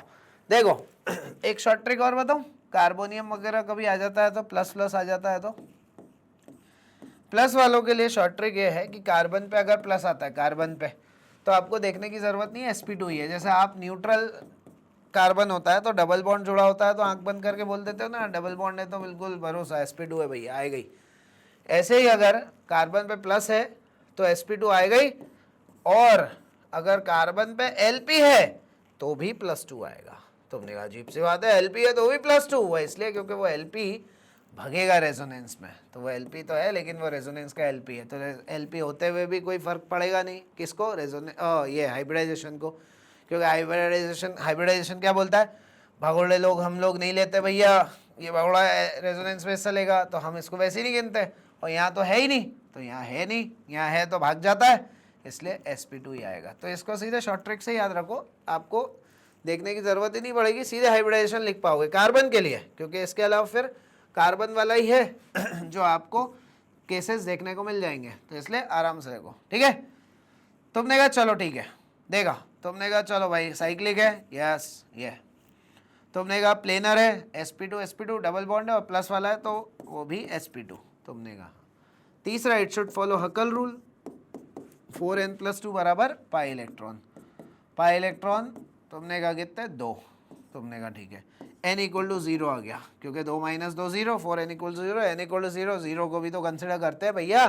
कुछ लोगों को गलत फहमी है, 1 से कंसिडर करते, गलत बात। 0 1 2 3 सबको हकल रूल में लिया जाता है, ठीक है ना। तो फाइनली ये एरोमेटिक हो गया, तो जो पीछे था वो एरोमेटिक हो गया। तो ये एरोमेटिक, वो तो खैर क्वेश्चन आ गया उसके ऊपर, लो ये लो, ठीक है, ये एरोमेटिक हो गया ऐसा, ठीक है। ये चलिए, तो तुमने कहा चलो ठीक है, अब यार तुम कर लो क्वेश्चन यार भाई, अब तुम्हें करना है, अब मैं नहीं करूँगा, मैंने आपको बहुत सारे क्वेश्चन करके दे दिए, अब आप करेंगे क्वेश्चन। क्वेश्चन खत्म तो नहीं हो गया, ये है, ठीक है, अब आप करेंगे क्वेश्चन, ठीक है, खत्म हो जाते मैं बनाऊंगा क्वेश्चन अभी। चलिए जल्दी से इसका आप बता दो मेरे को, मैं नहीं बताऊंगा भाई आपको, आप ही बताओगे, अब आप टीचर हो मेरे। चलिए बताइए। तुमने कहा सर साइक्लिक है, पॉज कर लेना भाई, है ना। फिर प्लेनर है, क्योंकि ये तो डबल बॉन्ड वाले तो होते ही हो, कार्बन प्लस वाला भी होता है। तुमने कहा है planar. It should follow हकल rule, इसको ट्रोपोलियम बोलते हैं, ट्रोपोलियम, ठीक है। 4n+2 बराबर पाई इलेक्ट्रॉन कितने, 2 4 6। तुमने कहा 6 पाई इलेक्ट्रॉन, तो n = 1 आ जाएगा। हकल रूल भी फॉलो हुआ है, एरोमेटिक है, बढ़िया, और ये लो हो गया, ठीक है, ये हो गया। अब इधर देखो, तुमने कहा साइक्लिक है, यस है। प्लेनर है, हाँ भाई है, क्यों डबल बॉन्ड है और सी पे प्लस है तो प्लेनर है। और तीसरा हकल रूल फॉलो हो रहा है, 4n+2 बराबर पाई इलेक्ट्रॉन। पाई इलेक्ट्रॉन कितने हैं, ओनली 4, और 4 वाले में फ्रैक्शन आ जाएगा, क्योंकि 4n = 2, n = 2/4, 1/2.5, ये नहीं चलेगा। हकल रूल ने धोखा दे दिया यहाँ पर, और कोई भी एक अगर धोखा दे जाएगा तो हम उस पर एरोमेटिक नहीं लिख सकते। जैसे मैं यहाँ लिख रहा था ना सब पे, यहाँ मैं एरोमेटिक नहीं लिख सकता, तो मैंने कहा एरोमेटिक नहीं है। तुमने कहा कुछ तो लिखोगे सर, कुछ में। अब बोलते हैं एरोमेटिक अगर नहीं है तो एरोमेटिक के अलावा फिर क्या हो सकता है, तो बोलते हैं एरोमेटिक के अलावा हो सकता है एंटी एरोमेटिक या नॉन एरोमेटिक। पहले आखिरी केस भी कर ही लो यार, एक ही तो बचा है, उसको भी कर लो, उसके बाद बताता हूँ। चलो निकाल लो, बताओ क्या आएगा। तुमने कहा साइक्लिक है सर, यस। प्लेनर भी है, क्यों, कार्बन के एलपी है। कार्बन के एलपी के लिए तो शॉर्टकट मैंने बता दिया था ना आपको कि कार्बन पे ये भी होगा तो भी sp2। और अगर देखना है कैसे, तो भैया मैंने कहा ना एलपी भाग जाएगा। कुछ लोग गिनते हैं, नहीं सर हम तो प्रूव कर रहे हैं 2 सराउंडिंग एटम, फिर 2 नहीं है बेटा, 3 सराउंडिंग एटम है, ठीक है ना, और एलपी भाग गया क्योंकि रेजोनेंस में था, ठीक है ना। तो 3 सराउंडिंग एटम sp2 ही होता है, ठीक है। और या फिर शॉर्ट ट्रिक का यूज़ कर लो जो मैंने पीछे बताई थी कि कार्बन नेगेटिव हो या पॉजिटिव हो, sp2 ही बोलना है। तो हमने कहा ठीक है, सब होगा sp2। तीसरा 4n+2 बराबर पाई इलेक्ट्रॉन्स। पाई इलेक्ट्रॉन कितने, 2 2 4 और 2 6, क्योंकि रेजोनेंस में जो हिस्सा लेगा वो तो लेना है ना यहाँ पर, 6। n = 1, एरोमेटिक, ठीक है। अब तुम्हें इससे आपत्ति हुई कि सर अब ऐसे लोग जो आपने कहा कि एरोमेटिक को फॉलो नहीं कर रहे, उसको क्या लिखोगे। एक 10वां केस भी मैं बोल देता हूँ। जैसे मैं मान लो ऐसा कोई केस दे देता आपको कि बताओ ये क्या है, ठीक है, ऐसा करके, तो तुम बोलते सर ये साइक्लिक है, हाँ भाई। प्लेनर नहीं, क्यों, ये तो ठीक है, ये भी ठीक है, ये भी ठीक है, ये भी ठीक है, ये भी ठीक है, ये ठीक नहीं है भाई। न्यूट्रल सिंगल बॉन्ड sp3 होता है, क्योंकि 2 H होंगे अंदर ही अंदर। वैसे मैं H बिना बनाए ही जवाब दे रहा हूँ, क्योंकि भाई हाँ प्रूफ करने के लिए H बना रहा हूँ, नहीं तो H बनाने की मेरे को ज़रूरत नहीं है, ठीक है। आपको पता है single bond sp3 neutral carbon पे। तुमने कहा sp3 हो गया तो प्लेनर ख़त्म, प्लेनर ख़त्म, तो अब मैं एरोमेटिक नहीं लिख सकता, इतनी बात ठीक है। फाइनली अब तुमने कहा एरोमेटिक नहीं लिख सकते तो क्या लिखोगे, नॉन एरोमेटिक। भाई वो भी नहीं लिख सकता, मुझे पढ़ना पड़ेगा कैसे। एरोमेटिक के अलावा 2 चीज़ें बचती है भाई, एक ही बचती तो नॉन एरोमेटिक बोल देता मैं। 2 चीज़ें बचती है, कौन सी हैं वो 2 चीज़ें, एंटी एरोमेटिक और नॉन एरोमेटिक। तो तुमने कहा अब ये जो बचा कुचा है उस पर तो फिर हम नॉन एरोमेटिक ऐसे नहीं लिख सकते, हमें तो ऐसे लिखना पड़ेगा कि भैया एरोमेटिक नहीं है। अब नहीं है तो कौन है फिर, तो भाई ये भी क्वेश्चन होते हैं कि एंटी है कि नॉन है, तो फिर आप ऐसे करके बताना। बोलना एरोमेटिक की शर्तें तो आपको पता ही है, ठीक है, जिनमें से ऊपर की 2 शर्तें सेम टू सेम यहाँ भी लागू हो जाएगी एंटी एरोमेटिक में। तीसरी में चेंजेस आएंगे, कैसे, बोला ऊपर की 2 क्या है भाई, साइक्लिक, यस, प्लेनर, यस, ये इसकी भी मांग वही है। तुमने कहा अगर दोनों की मांग यही है तो फिर हम कैसे बोला ना, 3rd पॉइंट से डिसाइड हो जाएगा। तीसरा पॉइंट अलग है, 4n+2 बराबर पाई इलेक्ट्रॉन, हकल रूल। लेकिन यहाँ पे इनका कहना है अगर 4n+2 में n फ्रैक्शन में आए तो एक बार ये चेक कर लिया करो कि 4n बराबर पाई इलेक्ट्रॉन तो नहीं आ रहा गई। अगर 4n बराबर पाई इलेक्ट्रॉन से n ठीक आ जाए, रिपेयर होके आ जाए, तो बोलना एंटी एरोमेटिक है। और अगर यहाँ पर ये दोनों लागू नहीं होते तो सीधे ये रेस्ट, इसको निकालना नहीं पड़ता है, ये नहीं है, ये नहीं है तो वो है, ऐसा है। तो हमने कहा जैसे, चलो देखते हैं, ठीक है, ध्यान से। शुरू की दो शर्तें सेम है, एंटी और इसकी। देखो मैंने पीछे गया, मैंने कहा ये क्या है, इस पर क्या लिखोगे, तो तुमने कहा सर एक काम करो 4n+2, वैसे तो प्लेनर है ही नहीं तो ये एरोमेटिक तो हो नहीं सकता, तो वो तो आप छोड़ दो। प्लेनर नहीं है तो ये नॉन एरोमेटिक भी नहीं होगा, क्योंकि एरोमेटिक और नॉन सॉरी एंटी एरोमेटिक, तो एरोमेटिक और एंटी एरोमेटिक की शुरू की दो शर्तें तो सेम है कि साइक्लिक प्लेनर होना चाहिए। प्लेनर ही नहीं है तो सीधे बोल दो नॉन एरोमेटिक। मैं कहा था ना रेस्ट केस उधर जाएंगे भाई, शुरू के दो तो फॉलो दोनों में ही सेम है ना यार। जब शुरू के दो साइक्लिक प्लेनर है तभी तो थर्ड पॉइंट पे जाऊंगा, और प्लेनर है ही नहीं तो मैं सीधे बोलूंगा नॉन एरोमेटिक, ठीक है। अब जैसे ये केस है पीछे, ये वाला 8th वाला, ये तो हो गया था 8th वाला। तुमने कहा क्या लिखूं सर इस पे, एरोमेटिक तो है नहीं, तो एंटी लिखूं कि नॉन लिखूं, तो मैंने कहा देख लेते हैं। साइक्लिक है, तुमने कहा यस, प्लेनर है, हाँ ठीक है। 4n+2 लगाया, n किस में आया, फ्रैक्शन में आया, ये साइड में लिखा है n किस में आया, फ्रैक्शन में आया। तुमने कहा अब एक काम करो, दूसरा फॉर्मूला लगाते हैं, 4n बराबर पाई इलेक्ट्रॉन, तो 4n बराबर पाई इलेक्ट्रॉन कितने 4, तो n कितना 1। अरे तुमने कहा इससे तो ठीक आ गया, इसका मतलब ये एंटी एरोमेटिक है, क्योंकि एंटी एरोमेटिक के फॉर्मूले से सही आ गया n, ऐसा वाला आना चाहिए था 0 1 2 3, तो आ रहा है। और हकल रूल से नहीं आ रहा है, तो हमने कहा ठीक है वो एरोमेटिक तो नहीं है, तो हमने चेक किया एंटी एरोमेटिक चेक कर लेते हैं, तो एंटी एरोमेटिक का फॉर्मूला है ये, और एंटी का लग गया। तुमने कहा लो भाई फिर तो सही है, आई बात समझ में, ऐसे करके देखते हैं।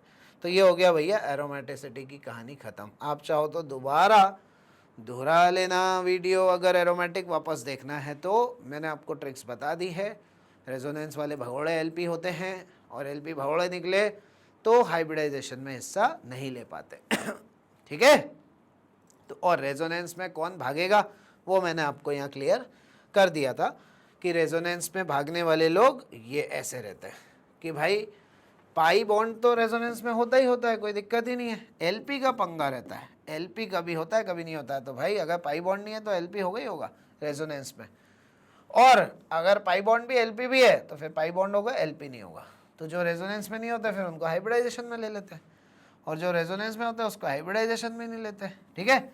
अब जैसे यहाँ तुम्हें 2 एलपी वाला केस करना है तो चलो एक केस में 2 एलपी वाला भी दे देता हूँ तुम्हें, ठीक है। वैसे तो कोई दिक्कत नहीं है, इतने में सब समझ में आ चुका है, बट स्टिल आपके अच्छे एक ग्रिपिंग के लिए मैं आपको एक केस दिखा देता हूँ, तो आपको क्लैरिटी मिल जाएगी कि हाँ सर अब और ज़्यादा भाई ठीक है, और क्या है, तुम्हारा सेटिस्फेक्शन की बात है, ठीक है ना।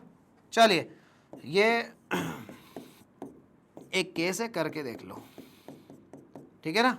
ये इसको फ्यूरान बोलते हैं, फ्यूरान, ठीक है ना। इस केस को करो, तो हमने कहा साइक्लिक है, यस सर।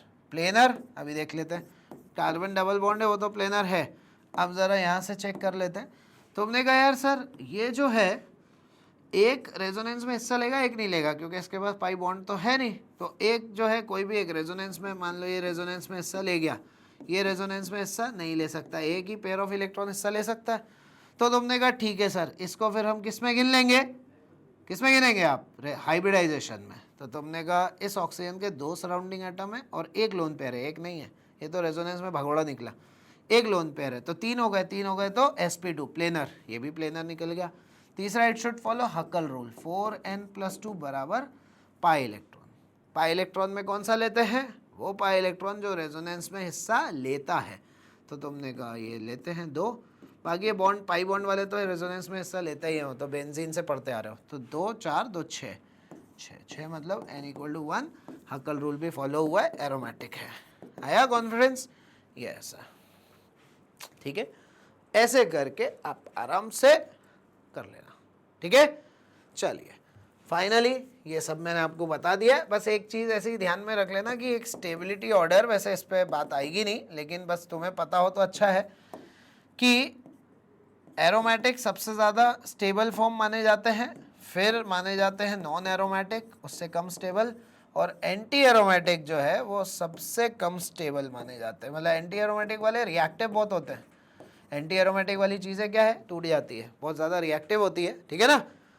स्टेबल नहीं होती भाई, जो रिएक्टिव होगी वो स्टेबल कम होगी ना, तो स्टेबिलिटी में पीछे। हालांकि ये इतने काम की बात नहीं है, अपने को काम नहीं आती है, ठीक है ना, अभी के कोर्स के हिसाब से, ठीक है ना। ये ऑर्डर की बात करो, बाकी सब चीज़ें काम की है, ठीक है। चलिए बच्चों, तो मैं उम्मीद करता हूँ आपको आ गया होगा। बहुत बहुत शुक्रिया, आपने मुझे इतना सुन लिया, लेकिन आपको इसका फ़ायदा बहुत ज़्यादा मिलेगा और समझ में आ जाता है कि नहीं यार सर फ़ायदा तो है इसमें, ठीक है ना। आप पढ़ लो, आपको इतना समझ में आ जाता है, इतने छोटे अपन बच्चे हैं नहीं, आपने वो इतनी समझ है कि क्लियर हो जाता है कि नहीं यार सर बहुत अच्छा कॉन्फिडेंस जनरेट हुआ, ठीक है ना। चलिए बच्चों, इसको पढ़ लेना। Thank you so much, thank you so much, thank you so much.